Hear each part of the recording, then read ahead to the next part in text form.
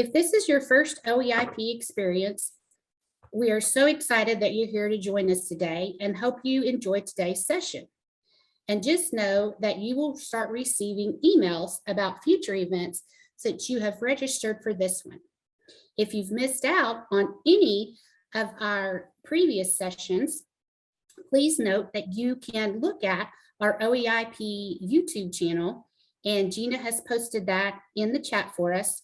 And so in a couple weeks, depending upon workload and such with our communications folks, they get these put out there for us and do a great job. And so again, we appreciate our communications and marketing folks to help us with this. Our goal with our OEIP sessions is to provide insight for educators to better understand what industry needs are in Oklahoma. And we want to use OEIP to equip educators with information that they can easily introduce as well as use to prepare their students for a career pathway towards success. We could not host events like today without our great sponsors, and we would like to extend a huge thank you to them. They are now listed on the screen.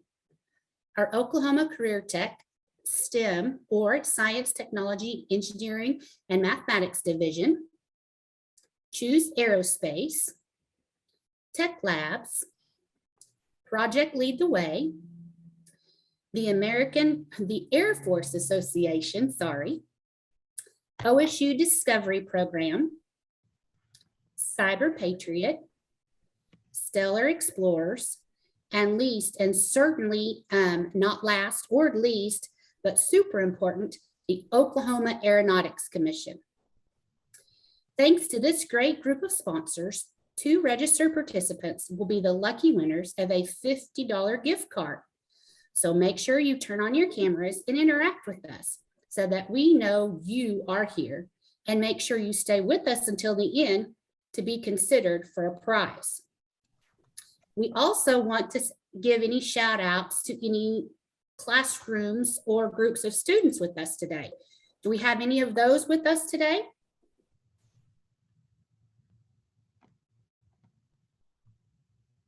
Okay, they'll have to listen later on and get on the YouTube channel and find that information and share it at a later time. With all our OEIP sessions, we always have one common goal: preparing students for success in the workplace. And speaking of reaching that goal, let's blast off and hear about the great flight plan we have lined up. Before I introduce them, I ask that if you have questions during the presentation, please put them in the chat or take note and we'll ask them at the end. We will also share the speakers' contact information and their presentations via email later today. Our first speaker is Tonja Norwood.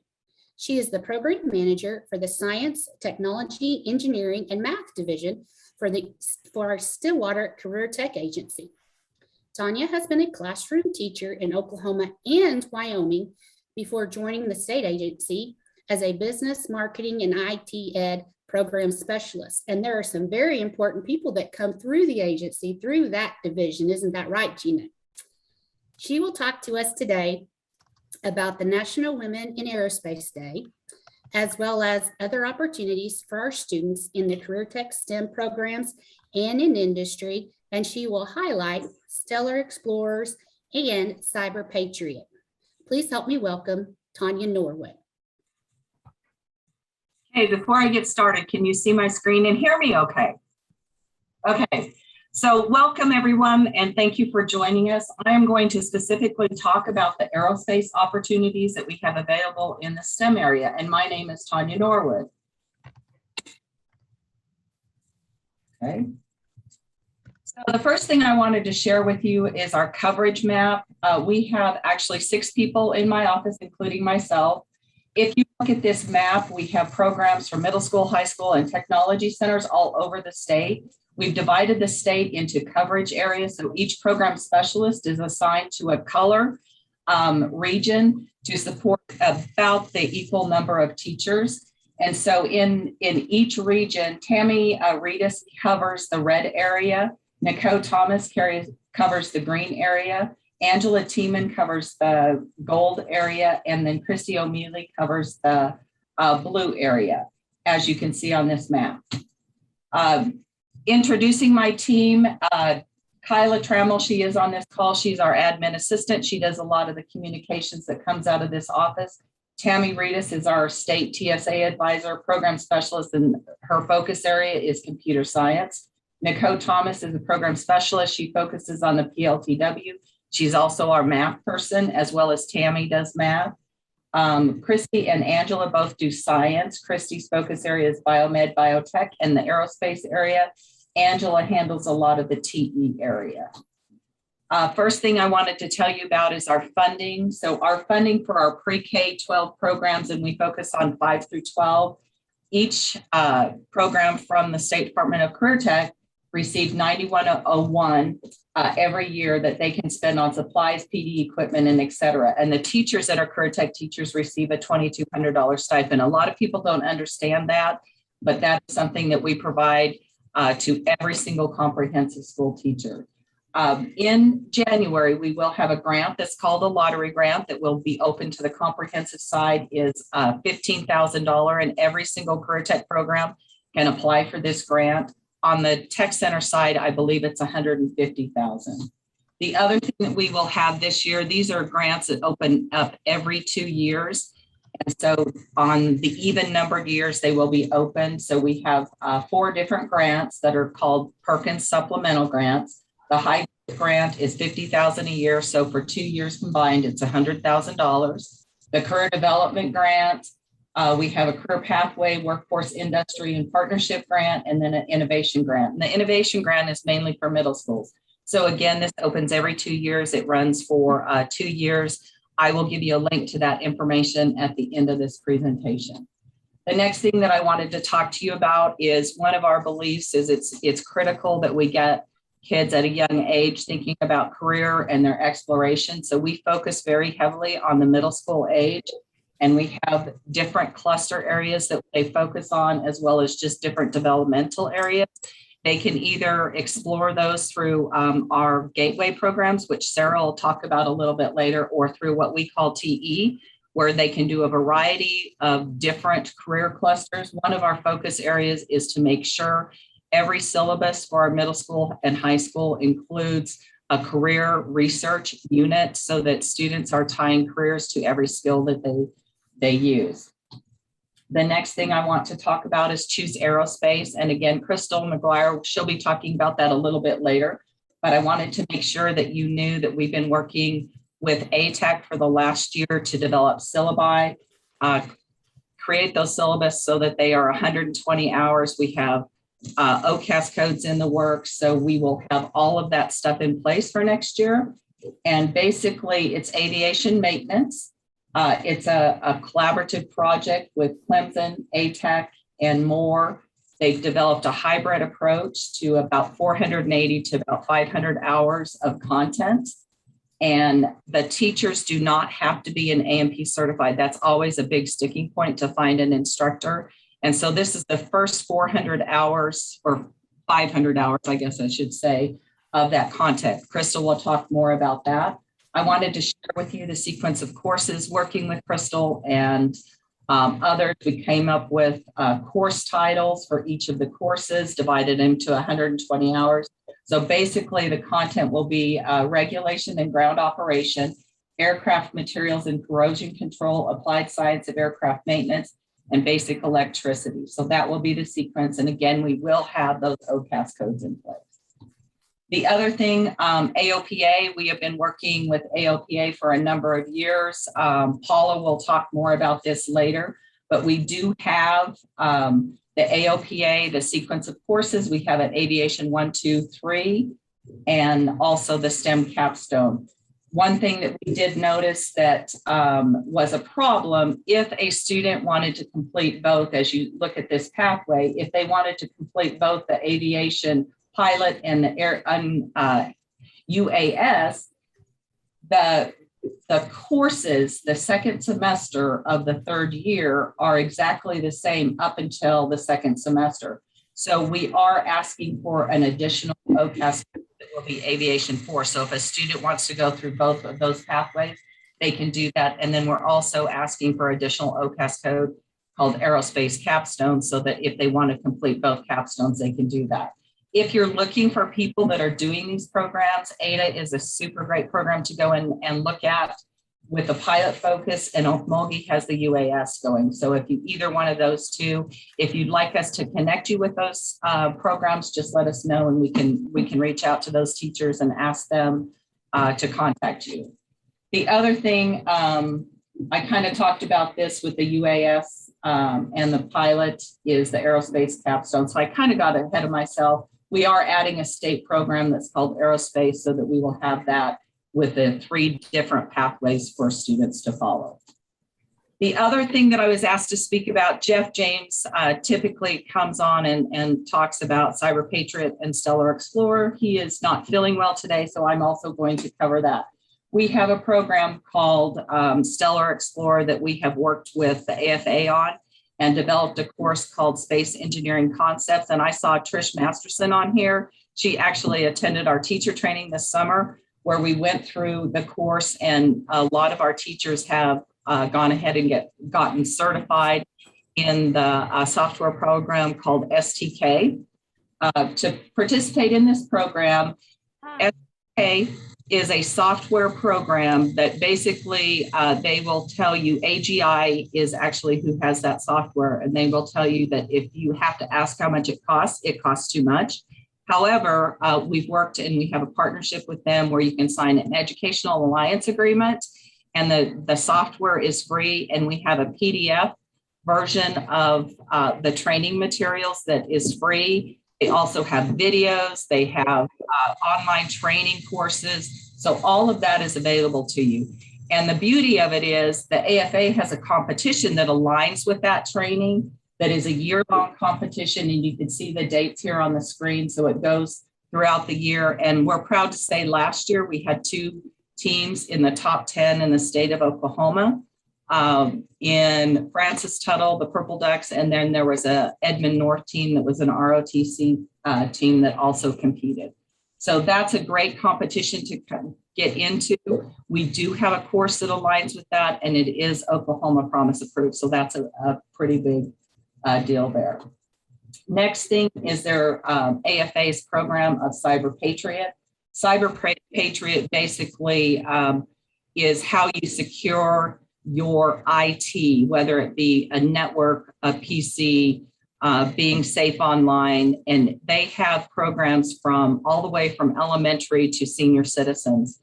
But this particular competition focuses on the high school age students, the high school, middle school and high school age students, excuse me. The Stellar Explorer is strictly for high school right now, but Cyber Patriot middle school and high school age students, and they work with Cisco, they work through Windows, and then they also work through Ubuntu, which is a Linux program. So they work with those 3 components to provide security and find glitches that may allow people to get into a secured environment. And that program goes throughout the year as well. And the beauty of that is we also have another course called Cyber Basics. So your students can be learning along with that and compete in this competition. And it is Oklahoma Promise approved. So all of that to say, questions? Do we have any questions for Tonja or in the chat? Sorry, go ahead.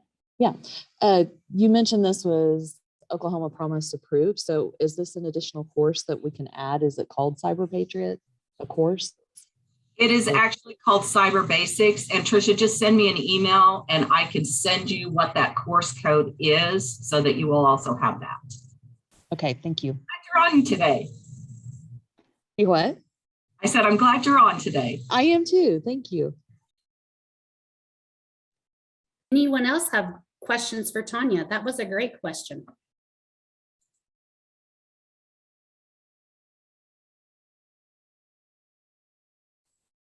Do we have any in the chat that I missed?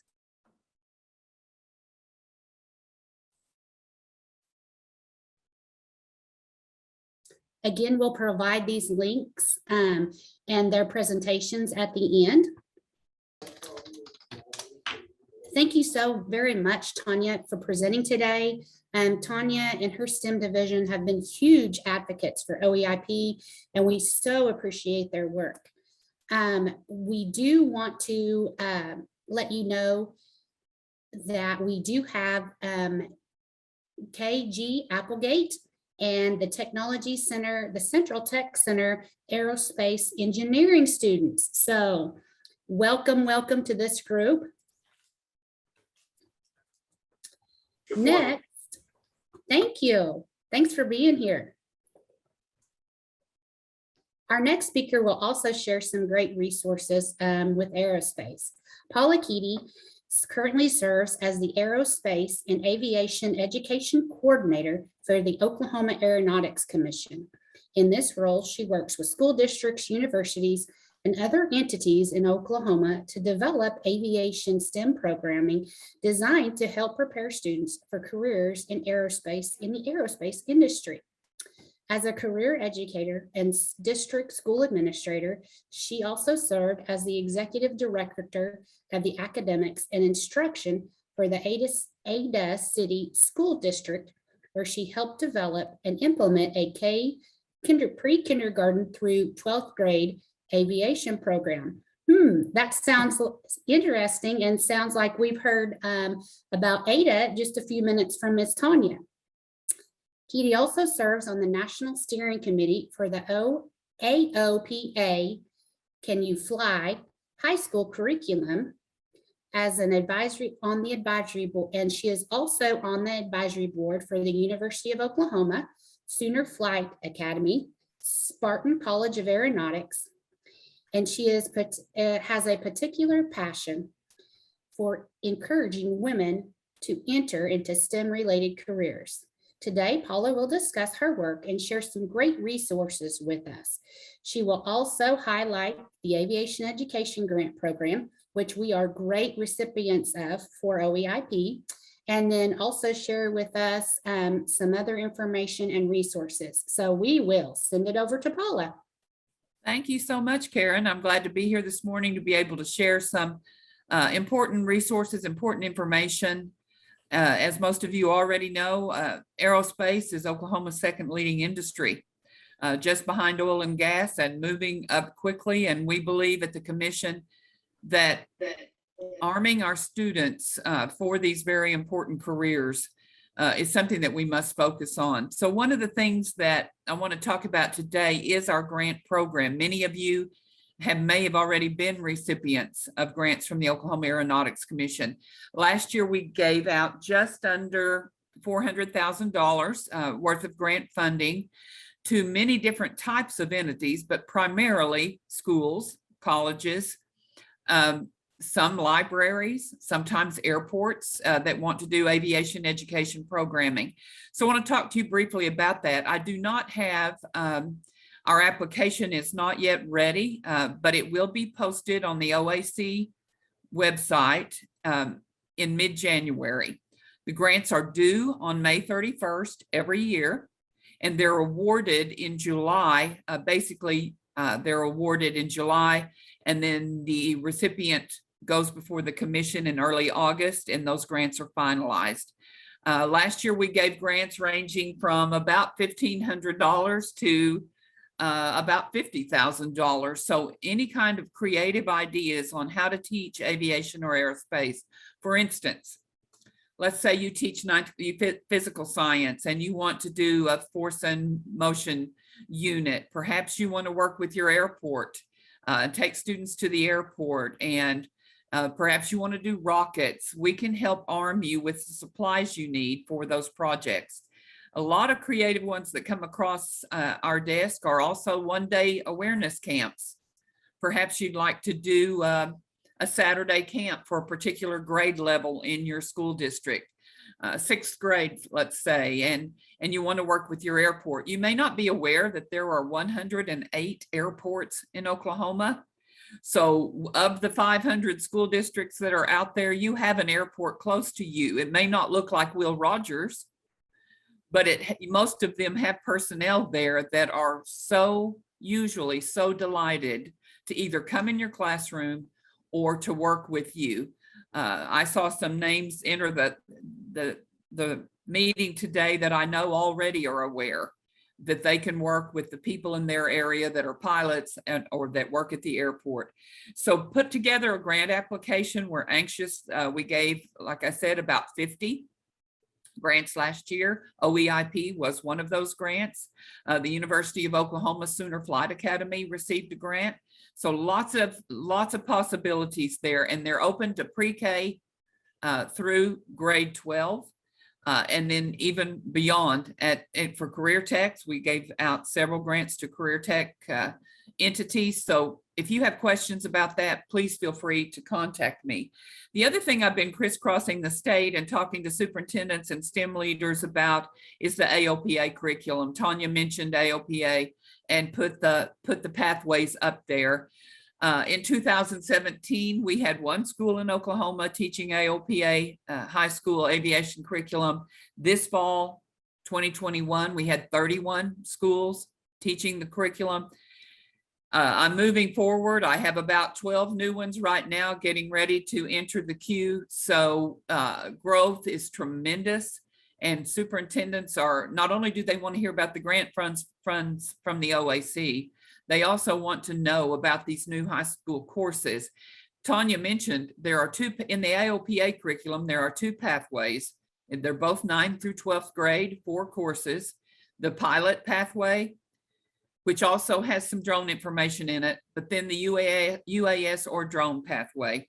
And there are schools around you that are already implementing this that can help you get started. I can help you.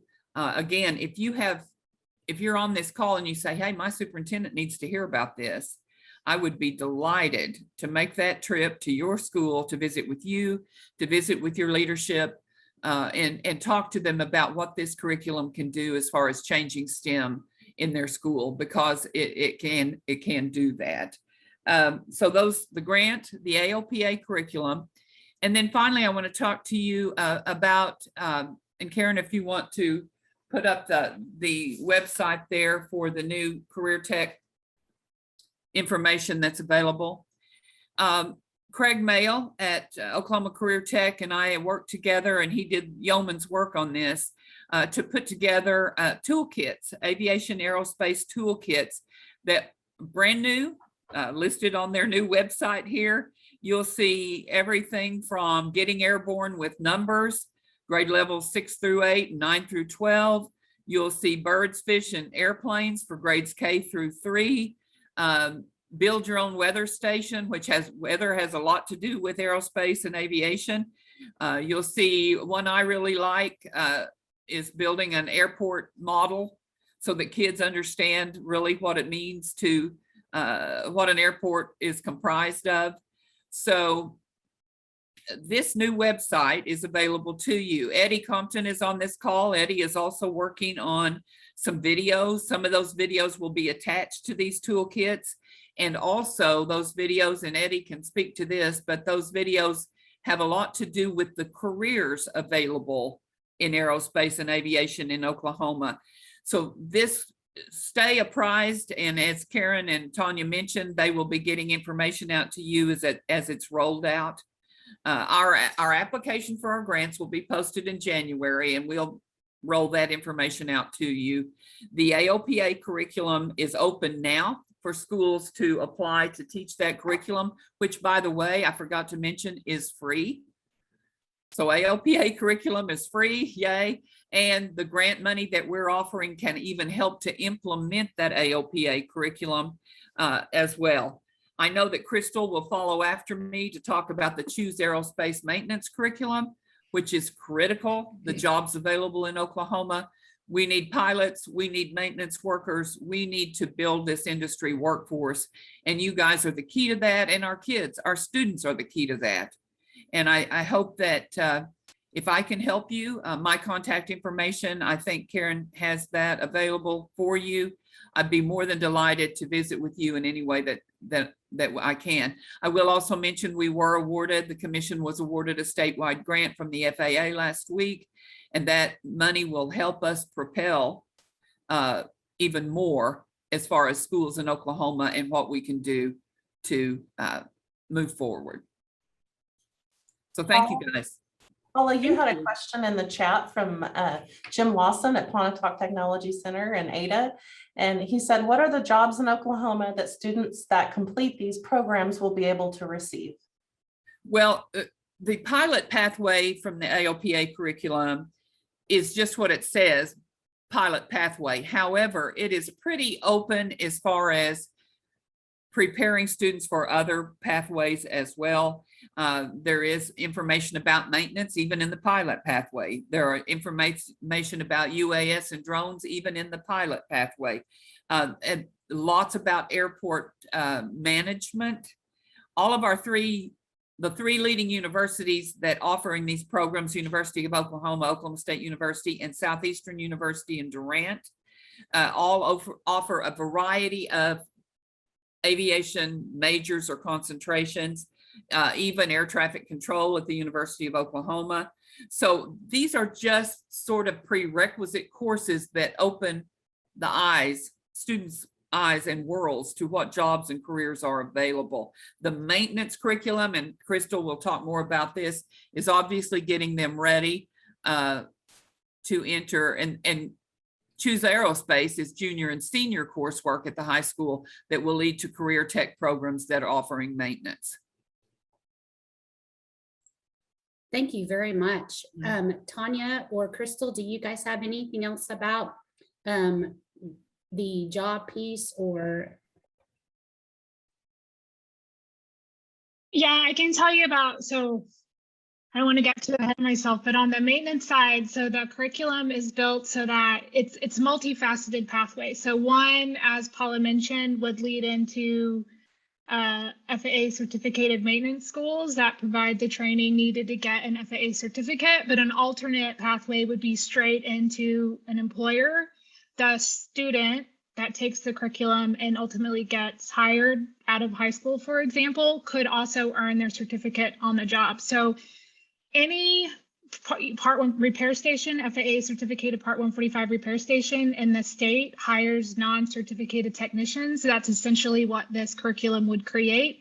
So there certainly would be right off the bat employment opportunities for those individuals, and that would, kind of largely depend on the hiring requirements of the company. And Tonja has the same question, right? And we've been kind of talking through this and how we get our employers on board. This is a very new program.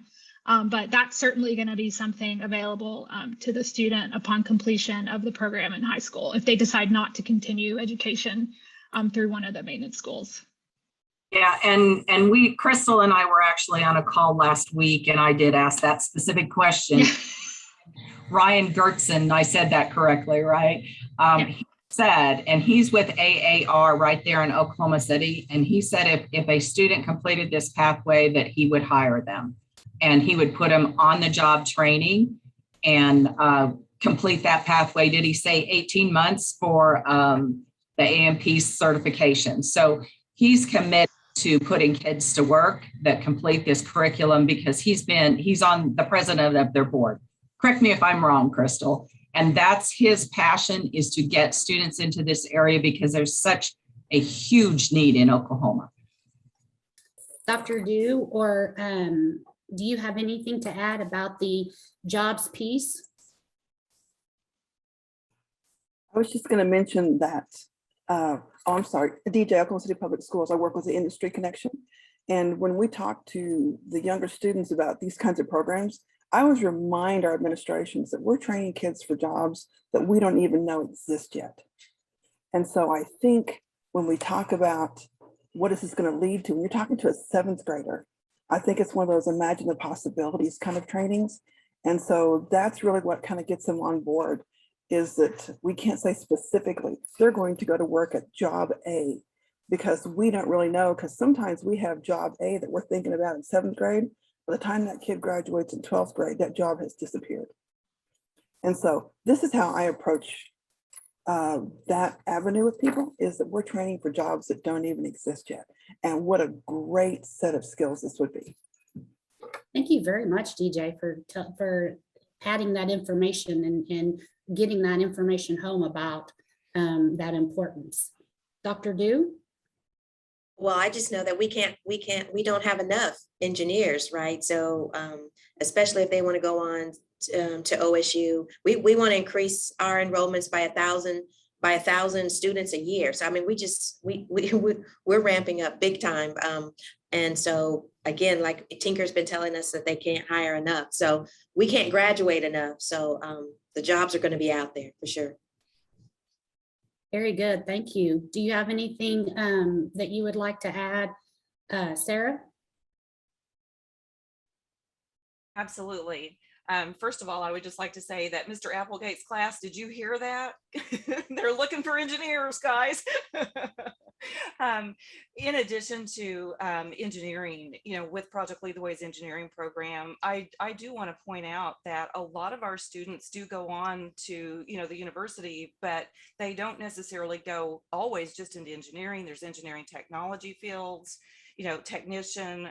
We have a lot of students that go to work at Lockheed Martin as aerospace technicians, among other. I mentioned Lockheed because they're a nice grant partner for us, but lots of aerospace, opportunities. And so, certainly engineering is a big part of what we, really like to help students discover. But there are so many other avenues. In learning the problem solving, the critical thinking skills, all of those kinds of things are the skill set that are going to serve, students regardless of what career they actually go into. And so we keep a lot of our focus there because of that. Thank you very much. Anybody else want to have anything to add before we move to the next group? Gina, did you have something? Yes, and it's not necessarily about jobs, but it all connects, right? But we've talked a lot about Paula and the commission's support of our OEIP events that unfortunately have gone virtual, but we are gearing up for, like Karen mentioned, a big event in the summer centered around aerospace. And I wanted to let you know that the grant we received from the commission includes internship opportunities for instructors. So be watching for that information. We think it's critically important that the instructors and the educators have the opportunity to get out in industry, understand what they're doing, and be able to relay that information back to their classrooms. So as we try to grow and expand the mission of OEIP, we really want to provide the support and the opportunity for our instructors and educators to get into those organizations, spend some time there, and really have a grasp on what the workforce needs are. So please watch for that. We'll be rolling all that out hopefully about mid-spring. And just wanted you to know that opportunity is in there, and we plan to try to continue that in all the sectors that we represent through OEIP. Thank you very much. Do we have anything else for Paula? Okay, Paula, we thank you very much for your information and for your dedication. We can see the excitement that you have for aerospace education in Oklahoma. We also want to send out a huge thank you to Michelle. She in your office. She works with us, does a great job communicating with us as well. And then we appreciate the leadership that your director does as well. The Oklahoma Aeronautics Commission is a huge sponsor for our OEIP events, and we could not have made them happen this last year without them. And again, we cannot express how extremely grateful we are for that opportunity. It's our pleasure, and we're excited. We're excited to be able to work together to build the industry. Very good. Our next supporter of aerospace education is Crystal Maguire. She manages the day-to-day operations and implements strategic initiatives for the Aviation Technical Education Council, ATEC, because we don't have enough acronyms. This trade association represents and advocates on behalf of Aviation Maintenance Technician Schools certified by the Federal Aviation Administration. Through ATEC, Maguire is leading efforts to create an industry coalition dubbed Choose Aerospace. This campaign brings together aerospace stakeholders to address one of the biggest threats to continued industry growth, the availability of diverse and a qualified technical workforce. She also manages the Aerospace Maintenance Council, a nonprofit group that raises awareness about aviation maintenance technician careers through its annual aerospace maintenance competition. And we have had several Oklahoma student winners in the past. Crystal, again, we are excited to hear from you, and the mic is officially yours. Thank you, Karen. Can you see my slides okay? Yes. Okay. I'm really excited to be here. So I'm an Oklahoma native. I am from Norwood, Oklahoma. I got my undergrad at the University of Tulsa.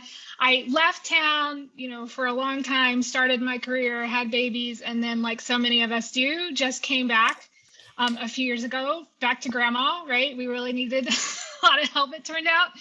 But so I run a national trade association that represents, as Karen said, aviation maintenance schools that are certificated by the Federal Aviation Administration. And it just so happened that it was a really cool career move to move back and run the trade association from Jinx America, because I get to do things like this. And by the way, happy Women in Aviation Day. It's not often that I get on a call with so many women. So I'm really excited about it. So one of the things that the trade association embarked upon just a couple of years ago was focusing on workforce development initiatives. We knew we had this huge demand for maintenance technicians. How are we going to get more folks into the pathway? So we created a new foundation, Choose Aerospace, literally 30 days before basketball was canceled, right? So it was a great time to start a new organization. Nevertheless, gave us a lot of downtime to really think about what we wanted to create.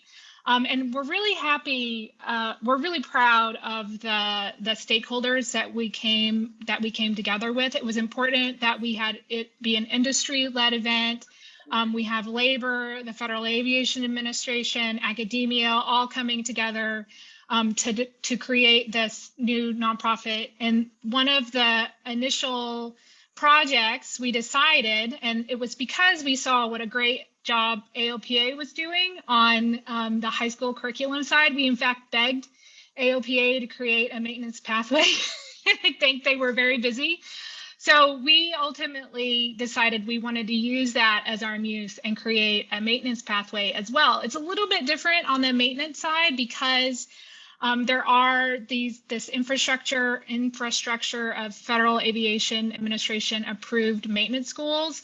You have to, put in your time either in one of these approved schools or on the job in order to get an FAA mechanic certificate. So in Oklahoma, I always have to write them down because I forget. We've got 6 what we call AMP Part 147 schools. So they have the certificate necessary to provide the training to get these students qualified to take the FAA mechanic test. So we've got a good infrastructure in Oklahoma. What we as an organization wanted to do was to provide pathways into those programs. So nationally, we know that the AMP community has a recruitment problem. They can only fill nationally around half of the seats they have available. And they always tell us that their biggest challenge to recruiting is awareness of the career. So what better way for us to help those schools put more students in those seats than to create high school content. I put a link here to the pipeline report. It has a lot of demand data, supply demand data specifically for aviation maintenance. So I know it's a good resource, and Karen, I might ask you to put that in the materials as well. So I won't talk about how important and how many people we need, but if you want to do some more reading up on that, certainly use the pipeline report. Okay, so we decided to create curriculum, and we knew that for maintenance, one of the biggest barriers to starting a program is equipment and space. not everybody has a hangar and not everybody has a plane to work on. So we wanted to simulate it. We know that ultimately the training that the student does through AR and simulation isn't going to get them everything that they need to get that certificate, right? They have to have hands-on components as well, but this will get them started, and it breaks down the barriers, and it allows schools that wouldn't otherwise be able to adopt an aviation program to do it on a tabletop and on a computer. So it covers all of the general subject areas required for maintenance certification that is directed through the Federal Aviation Administration. So this is the same standards that your certificated schools are using.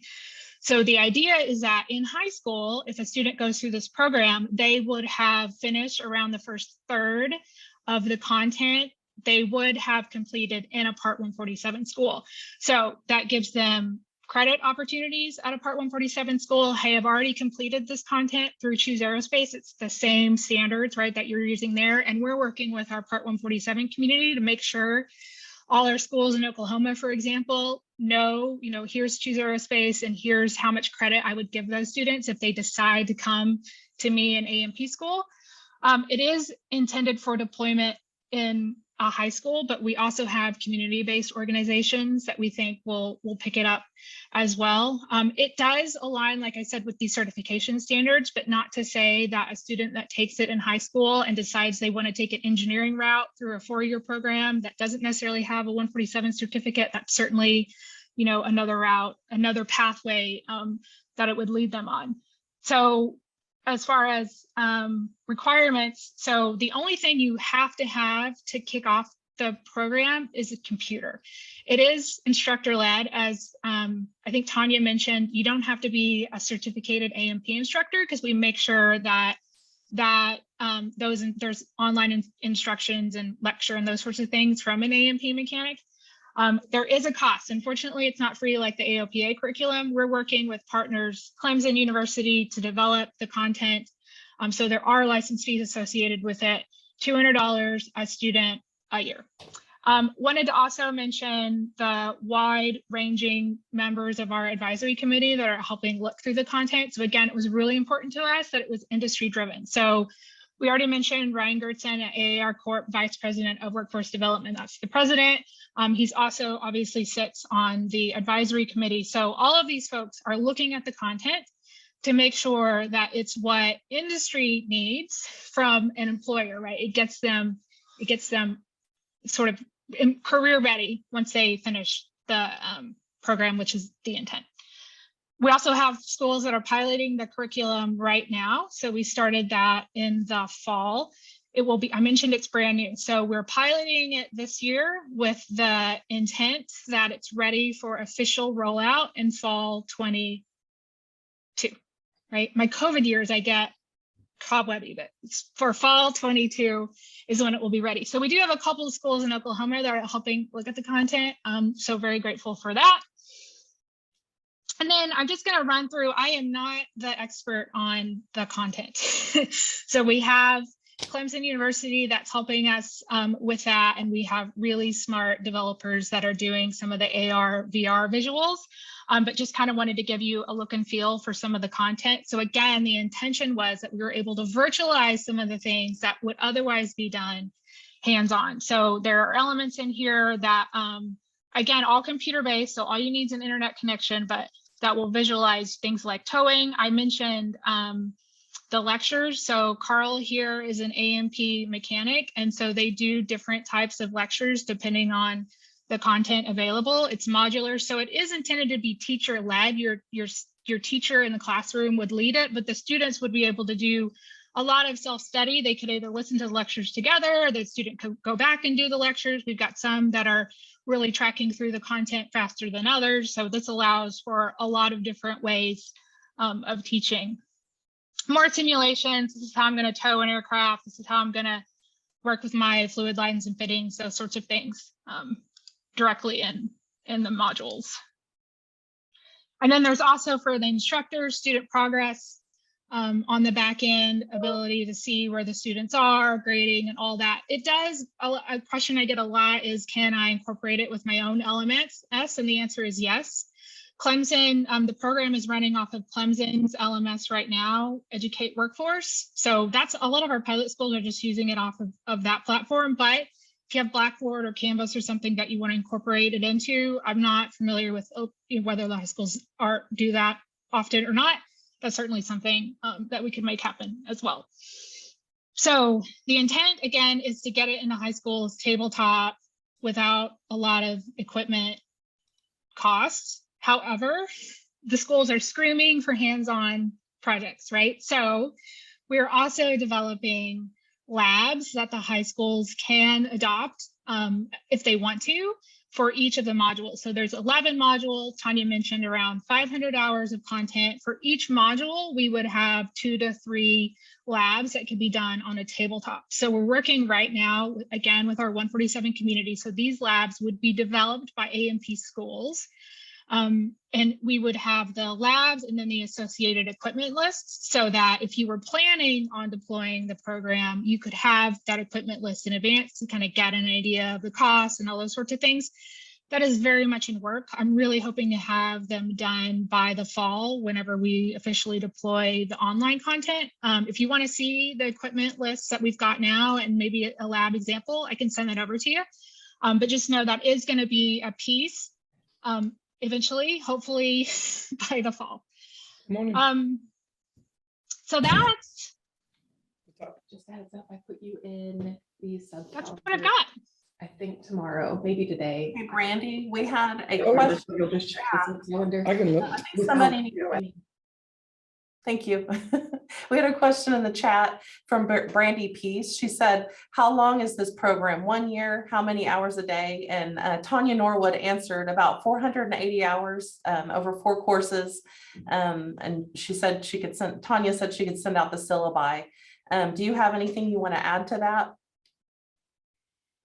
Yeah, so from our perspective, it's around 500 contact hours, we think. So again, like a lot of this is experience with the A&P schools, so the post-secondary schools. And so we're still kind of learning, how long some of this stuff might take in a high school setting.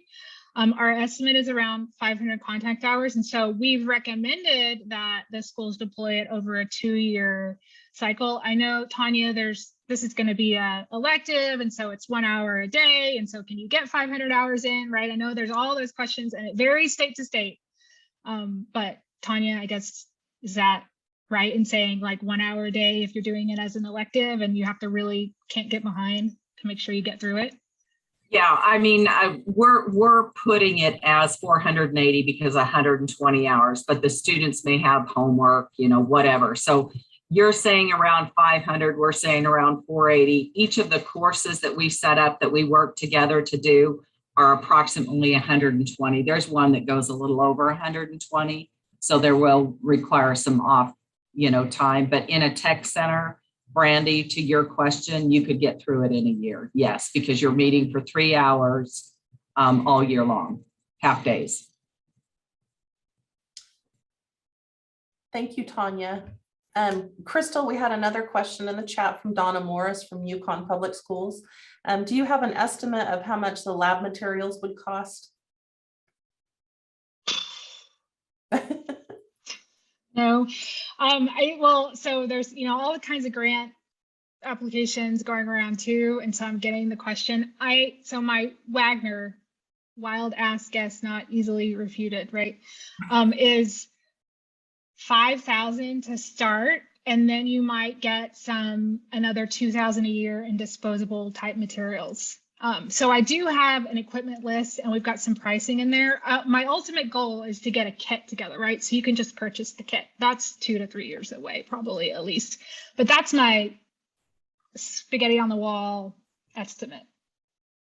Hey, Crystal, it's Eddie. Hi, Eddie. We're trying very, very hard in CareerTech to build deployable packages to the high schools. We have mixed results on our grants, but we're going to continue to fight that battle where we could just, because it's $300,000 for a NIDA package for FAA and FCC, and that's ridiculous for one school to pay that. But if we could pay that and then deploy those for the 3 weeks that the school would use them, we could move that around the state over a year. and they could do more advanced general projects in the future. So that's something we're working towards, but it doesn't look like we're there yet. Yeah, stuff like that would be really cool because you're right. The NIDA stuff is very sexy, very expensive. I'll send the equipment list because it's on their website, but I'll send that equipment list to Karen so she can include it in the documents that you guys will receive. Yes, very much so. Thanks so much, Eddie, for stepping in too and giving us more information about that. Does anyone else have any more questions? Nothing in the chat. And I too had to write down that acronym. Crystal, like that very much. Oh yeah. Again, thank you so much. And we appreciate hearing that, you sharing that great information with us. Being in the Oklahoma CareerTech system, we most definitely value the work that you're doing with industry and those industry partnerships, and appreciate your continued work with that. Our next speaker is Dr. Jovette Dew, and she is with the Oklahoma Discovery Program. And she is new to this role, but we know she will do great things with this program. Oklahoma State University's College of Engineering, Architecture, and Technology has been awarded the largest university grant in the National Defense Education Program from the U.S. Department of Defense. This $6 million grant, which is to be administered over the next 4 years by the Department of Defense, is for the development and implementation of additional STEM education programs for schools with economically disadvantaged or underrepresented students. The goal is to create a pathway for successful careers in engineering and in innovation.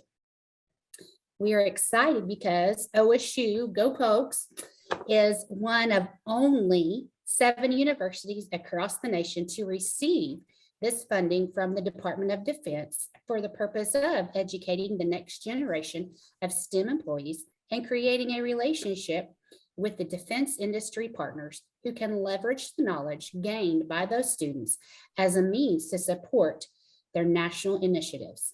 And now Dr. Dew will discuss her work with the grant and what this means for students and teachers. Dr. Dew, please take it away. Thank you so much. Can you see me okay? Can you see the slides okay? Yes, we see the slides, and then your slides, we can see the first one and then the next one. Okay. Yes, you were good. Is that better? Perfect. Thank you. Wonderful. Thank you so much for letting me know. Again, thank you for having me today. Can you hear me okay? Okay. Well, greetings from Oklahoma State University. And today I'm in Stillwater and not in our OSU Discovery location. So I again bring you greetings. I hope you were able to come to Stillwater and catch our poinsettia sale, because our landscape architecture group does a fantastic job of growing some of the best poinsettias in the nation. So they're gorgeous. Put that on your calendar for next year. Let's go ahead and get started. So as Karen said, we got one of the largest grants in the nation, the Department of Defense STEM grant, and we are triple excited about it. I know I am excited about it. And we'll just kind of go over what our approach is going to be. So this is how we're going to do it, or how we hope to do it. We'll be concentrating in 2 different areas. There's be $3 million in the area, more or less, in the Oklahoma City centric area, and $3 million in all over the state of Oklahoma. So we're excited about that. Make sure I have enough time. So basically, we'll be presenting a lot in the Oklahoma City, Millwood, Middale schools, and the Millwood School District in high diverse areas. And then we're also going to do it partnering with a lot of community organizations. So we have a lot of students that we want to reach, right? From the, at least, especially in the K through 8th grade area. There'll be a lot of teacher engagement. And then we also want industry engagement where engineers can volunteer to be in the schools and work on different projects with the students.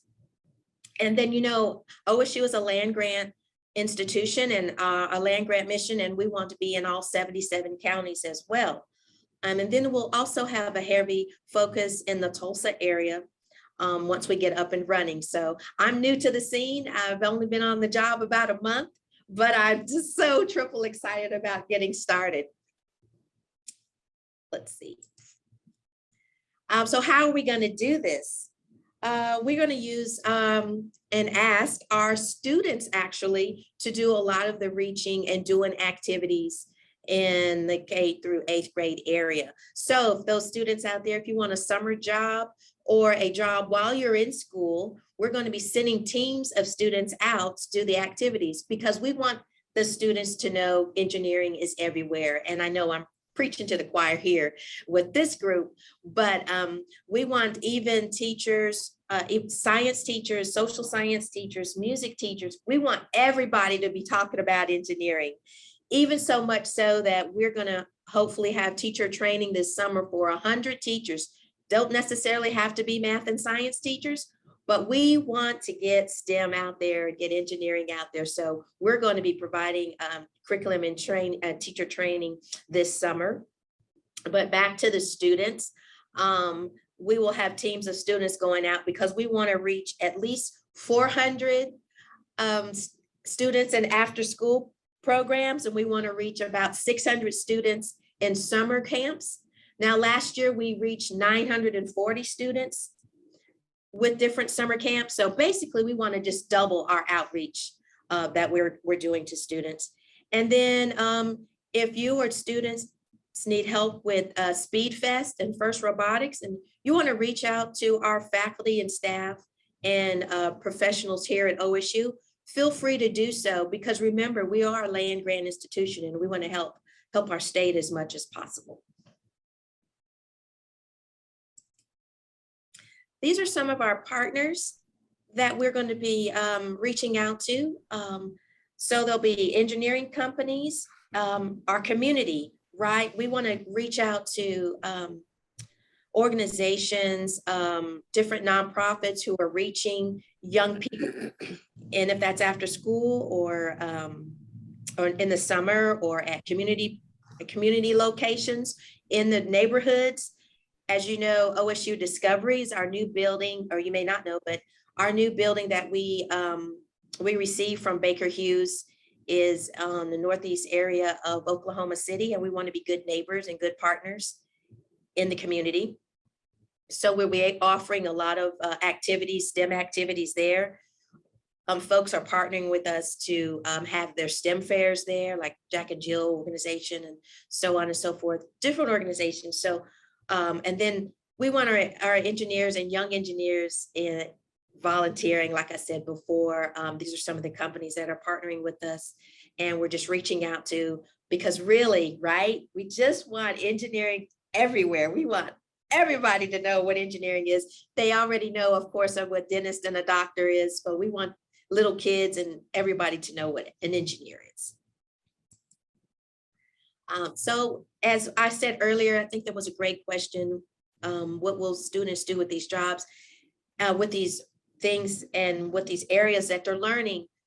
Again, there are not enough engineers being produced. We have enough jobs in this state, and there's enough jobs in this country.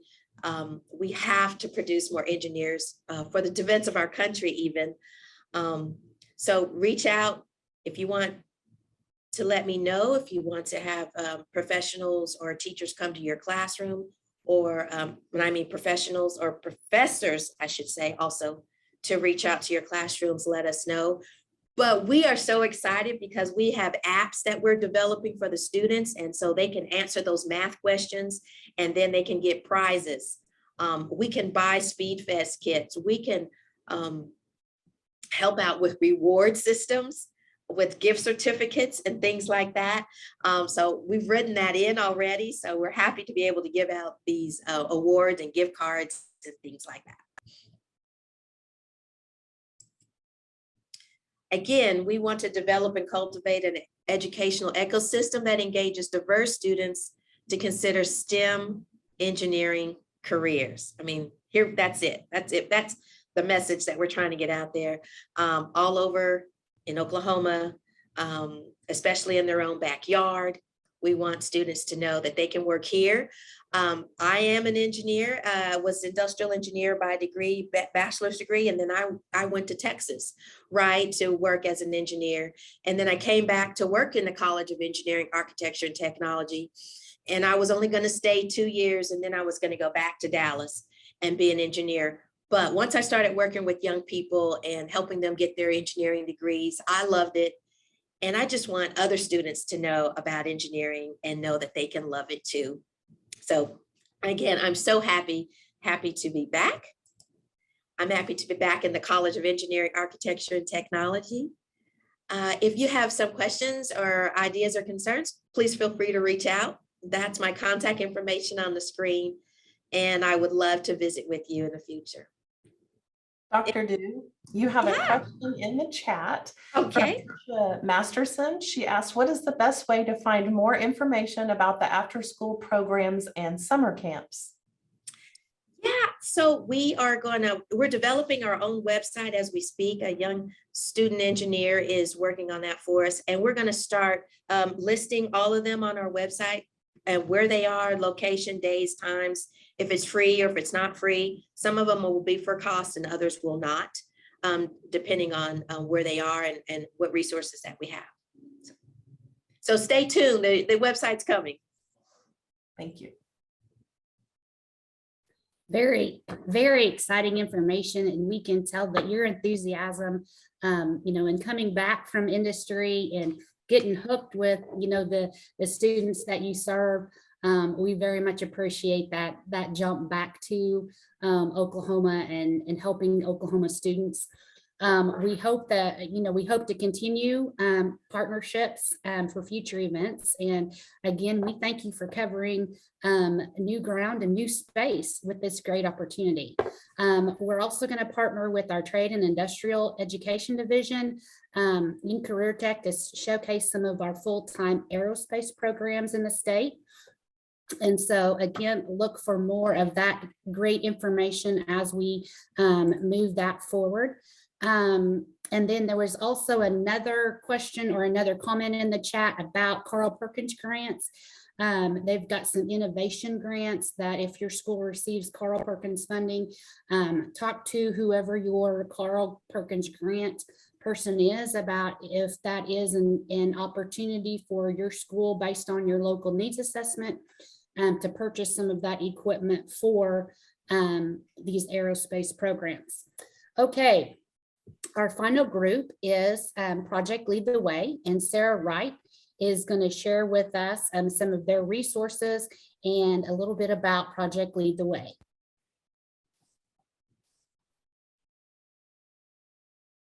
Well, good morning. Thank you so much for having me. And I'm assuming that you can see my screen.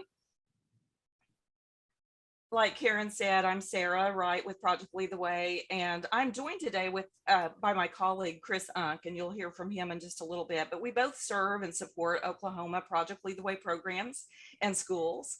And so I just wanted to start by giving you just a very brief overview of what Project Lead the Way curriculum is and what we offer. I want to allow a lot of time for you to get to listen to and experience what some of our students are going to share. So I'm going to make this really, really brief, but I certainly want to encourage you to reach out if you have any questions or want any further information. And so our curriculum is provided for pre-kindergarten through 12th grade.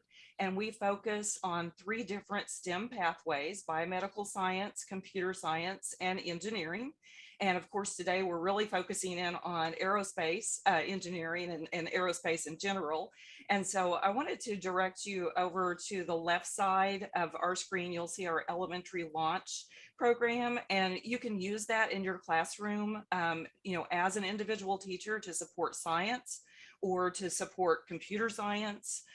Or it can be offered, like a STEM specials pullout program. There's a lot of different ways to do launch, but I do want to definitely point out that we do have some flight modules included, so it's very appropriate for the conversation today. All of our curriculum, we have curriculum writers that are educators, currently past educators. We have a lot of industry people, in the process of our curriculum writing. We update our curriculum on a very regular basis. And so you can, be assured that it's always very, up to date as far as, when new technologies come out and that kind of thing. So I just wanted to make that comment. And then at the middle school, we offer Gateway. That's in the middle of the screen. And Chris is going to talk a little bit more about one of our electives that's very specific to aerospace and flight, but there are 10 units there, and a lot of times those are offered as a part of the science classroom and or as an elective. And so there's just a lot of flexibility all the way around. And then at the high school level, the 3 pathways each offer courses that are full year-long courses. And so we're going to hear from, like I mentioned earlier, one of our engineering programs today, and I'm so excited that we've been able to get them to join us. So we've invited Mr. Kirby Applegate from Central Technology Center in Wright to share some experiences from his Project Lead the Way aerospace classroom. And so Kirby, I'll pass it over to you, and you just tell me when you're ready for me to play that video, please. Yeah, thank you, Miss Sara, and good morning, everybody. I'm sorry, I just had to dismiss all of my students. They had to leave, but I've got one that's joining me here. If you would like, we'd like to show you a video that our interactive multimedia program collaborated with us. It was shot by Emily Dangott and Ava Flemley. And so, Miss Sara, if you would play that for us, thank you. Sure.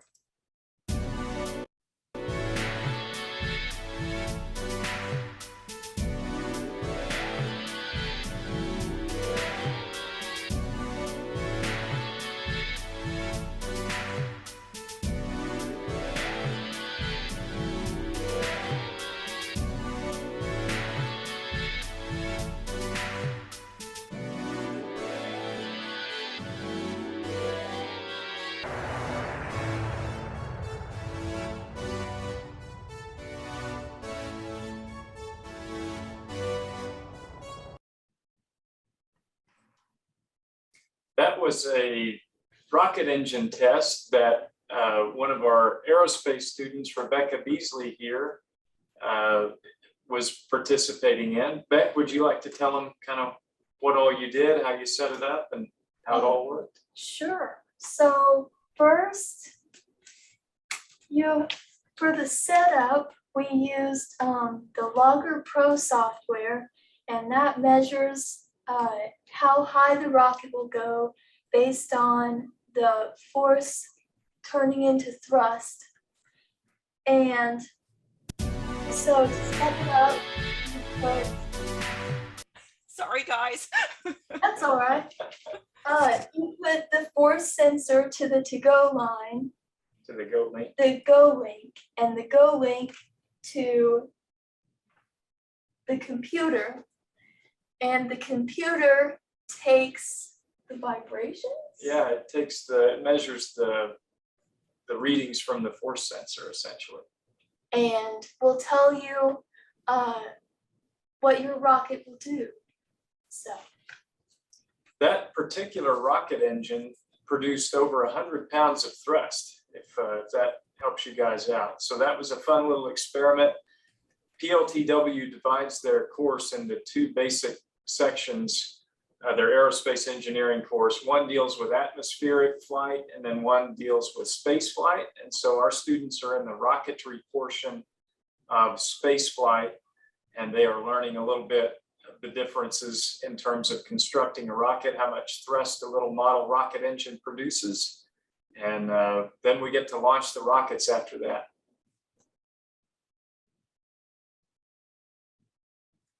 All right, very good. Thank you so much for joining us today. And let's see if I can get back to the presentation without starting the video over again. Okay.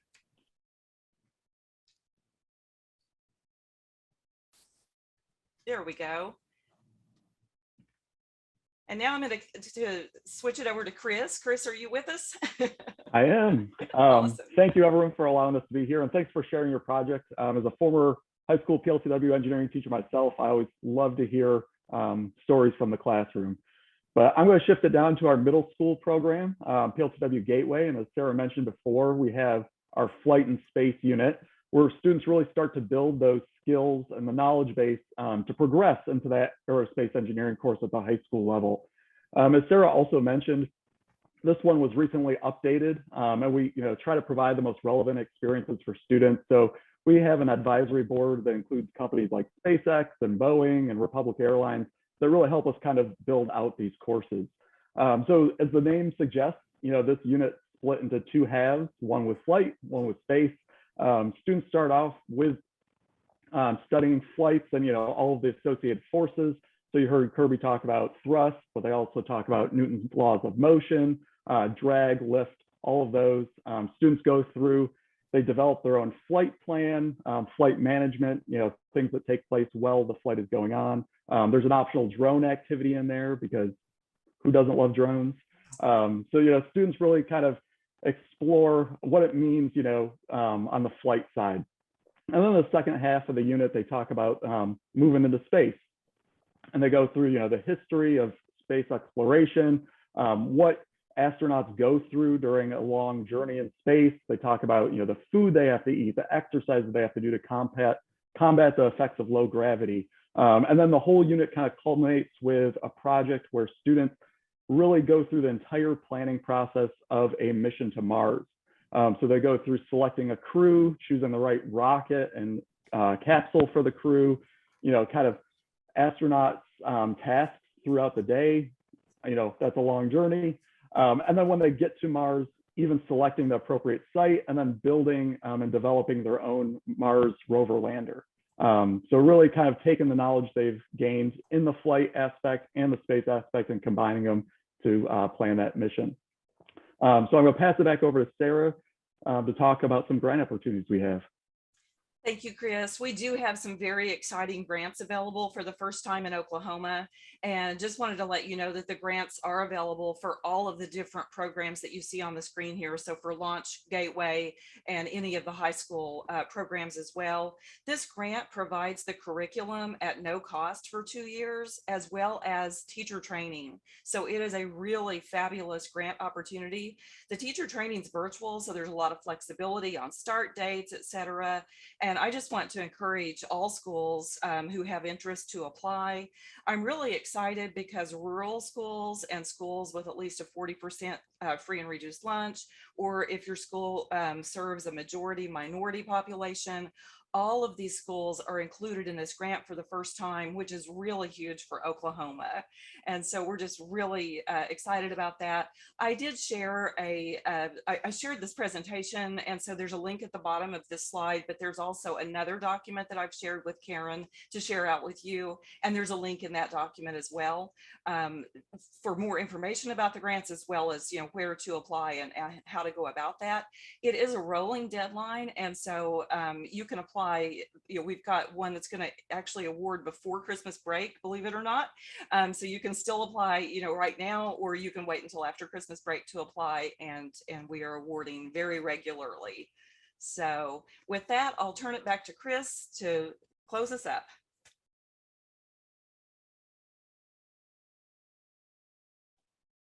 Oh, I think that was it, Sara. Yeah, just I guess we're just sharing our contact information here. Contact information. Yeah, and thank you so much for allowing us the opportunity to be here today. And are there any questions?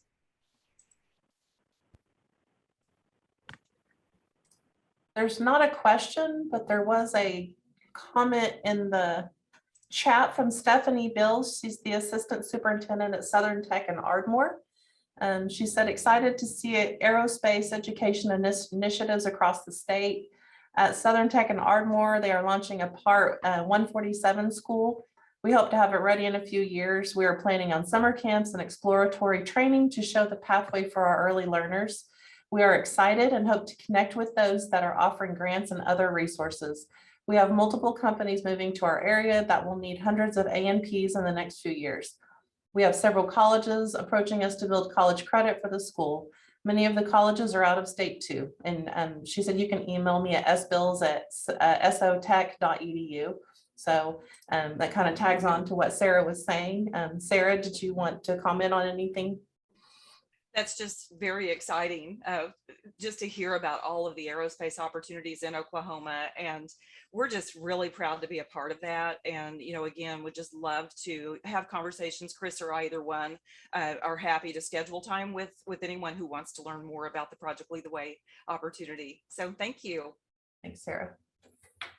We will also include the information about the Carl Perkins Grants and about who that contact person is for those.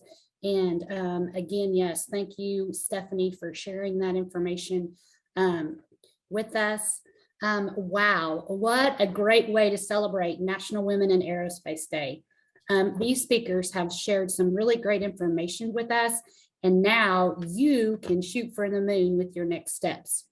I think we've really given all of us something to think about and to work towards for our students. Okay, before we shut the hatch for the day, we are excited to be able to offer 2 gift cards. So Gina, who are our gift card winners, please? Well, this is better than Christmas, you guys. Somebody's going to get an early Christmas present. So I'm really excited to announce the name of our gift card winners. We have Kirby Applegate, the aerospace and engineering teacher at Central Tech.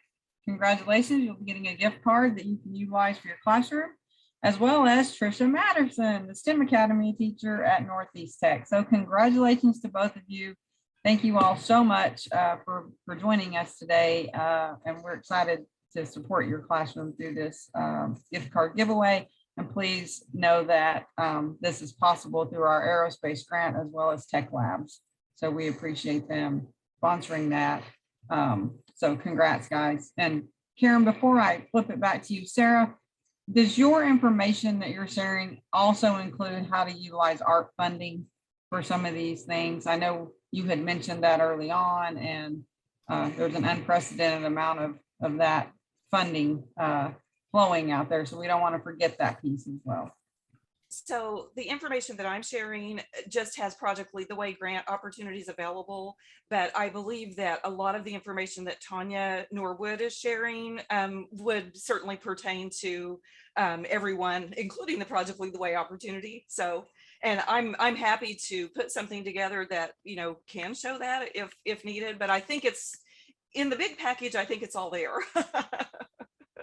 Perfect, thank you. I just didn't want to forget that little piece. Thanks. All right, thank you so much again to Tonja, Paula, Crystal, Dr. Dew, Sara, Chris, and to our great group of students and classrooms. Again, it's so exciting to see in the video, you know, what they're doing and talk to us a little bit about that. Special thanks to our OEIP team on screen and behind the scenes so we could launch this fabulous session today.